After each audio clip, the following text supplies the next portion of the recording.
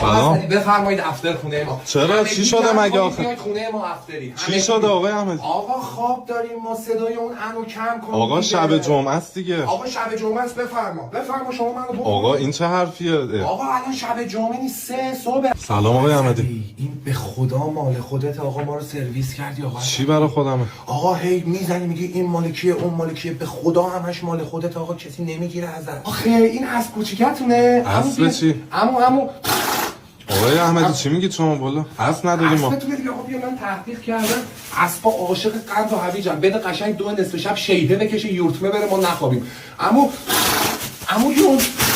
سلام آقای احمدی چی شد؟ کیو بزنی آقا چی آقا مگه شد؟ جنگ نی؟ نه آقا یه بحث خانوادگی بود. آقا این چه بحث خانوادگیه؟ این جنگه دیگه. ما هم الان تو بحث خانوادگیتونیم، دهن ما رو سرویس کردید هر روز ببخشید من معذرت میخوام. شرمنده آقا ام. تو رو خدا رعایت کنید دیگه. سلام آقای احمدی. آقا اسدی خانمتون زبان تدریس میکنه؟ زبان چی؟ زبان انگلیسی. نه والا. آخه 2 شب به بعد یکی بلند داد میزنه somebody give me higher. نه والا فکر نکنم. آقا رعایت کنید، من ببخشید. چیزا رو میفهمم. سلام آقای احمدی. اسدی اینجوری دست بزن.